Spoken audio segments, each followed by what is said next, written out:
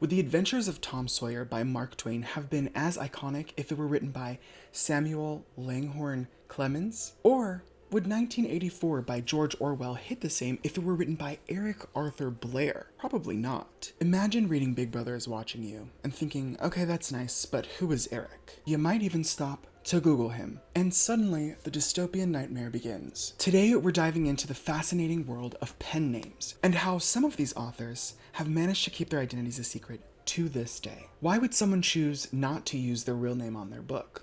There are several reasons, the first being gender bias. In the past, and sometimes even now, female authors weren't taken seriously. Take the Brontë sisters, for instance. They published under their names Currer, Ellis, and Acton Bell to avoid prejudice. This was a time when women writers were often dismissed as too emotional or too sentimental, because clearly writing about tragic romances and family drama in Gothic settings is just too much for the people to handle. By adopting male pen names, they ensured that their novels would be judged on their merit rather than their gender. Charlotte Bronte's Jane Eyre, Emily Bronte's Wuthering Heights, and Anne Bronte's The Tenant of Wildfell Hall became classics, but their true identities remained a mystery for some time. It wasn't until after the deaths of her sisters, Emily and Anne, that Charlotte revealed the truth, leaving readers and critics alike stunned.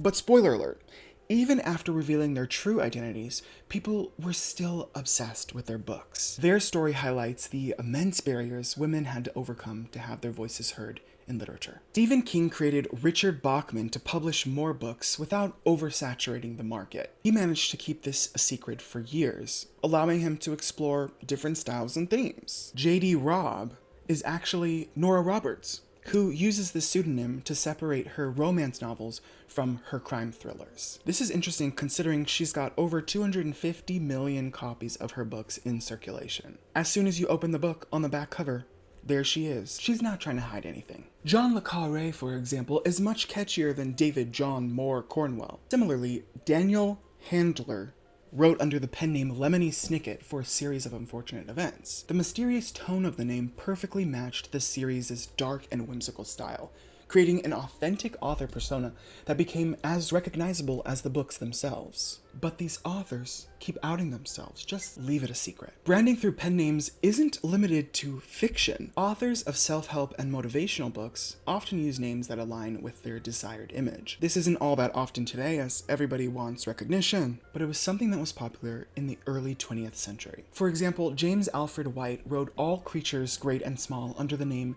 James Herriot. As a veterinarian, White chose a pen name to adhere to the British Veterinary Association's rules against advertising. Another example of this is the famous Anne Landers advice column, which was started by Ruth Crowley in 1943. She started the column after she'd already had one going under her legal name about childcare, and she wanted to write another one for general advice. After her death, Eppie Lederer took over and continued writing under the same pseudonym instead of publishing under her real name. Lederer started writing the column in 1955 and wrote it for 47 years, by which time its readership had reached 90 million people. She had an identical twin sister, Pauline Phillips, who wrote another extremely popular advice column called Dear Abby, under the pen name Abigail Van Buren. George Orwell, born Eric Arthur Blair, used his pen name to protect himself while writing about sensitive topics in a politically unstable time. Orwell wrote in England during a period of heightened tensions, particularly around socialism,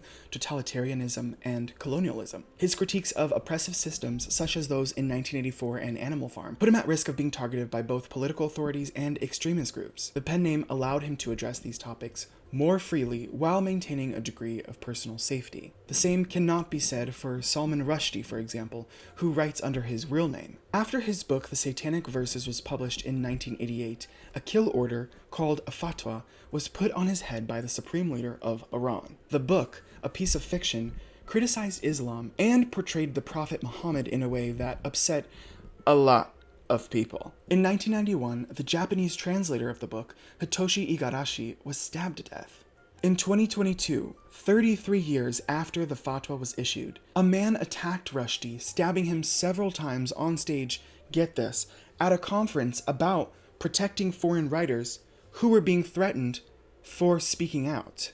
He ended up writing a book about the assassination attempt called Knife, which went on to become a finalist for this year's National Book Award in nonfiction. I thought the most interesting part of the book was when he had fictional conversations with his attacker, who he never called by name, only the A. But it wasn't until after the book that I realized it was fictional conversations and not real ones. I really thought he was in the jail talking to this man. Samuel Clemens chose the name Mark Twain, which is a riverboat term meaning safe water ahead. It's the literary equivalent of saying, "Don't worry, I got this," right before writing some of the most quoted lines in American literature. Miss Joanne J.K. Rowling was advised to use initials to appeal to a wider audience, especially young male readers. And then for her crime novels, she went even further, adopting the name Robert Galbraith. Sounds like she's got an identity crisis.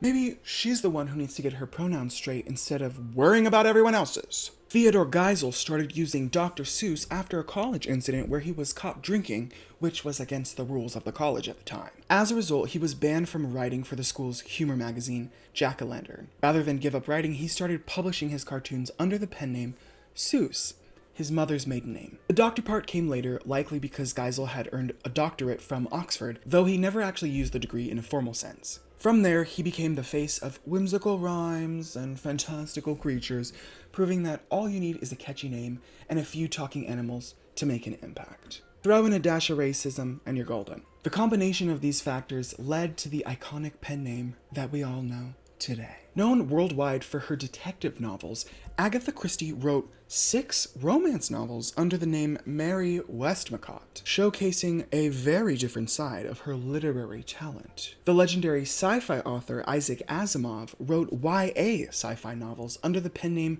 Paul French to appeal to a younger audience. The I Am Number 4 Lorien Legacies series credits its authorship to Pittacus Lore, who is a fictional character from the books. The actual writers, James Frey and Joby Hughes. Oh yes, the same James Frey famous for writing A Million Little Pieces.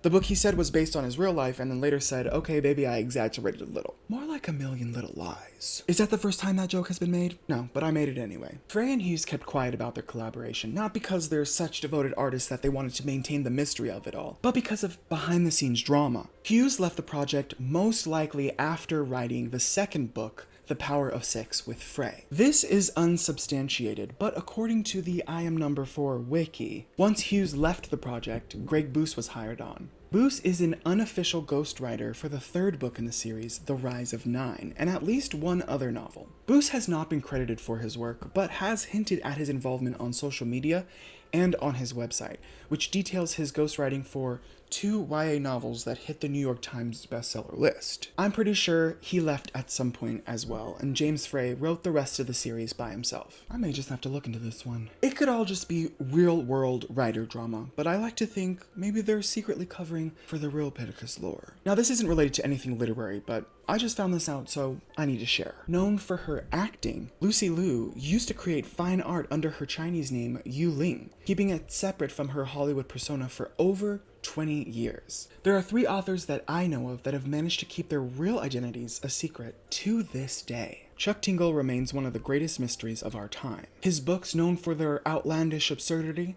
like Pounded in the Butt by My Own Butt, makes us all wonder, who is this man? Or is it a man? Is Chuck Tingle even real? I did listen to a podcast that he was on, but for all we know, that could have been an AI voice.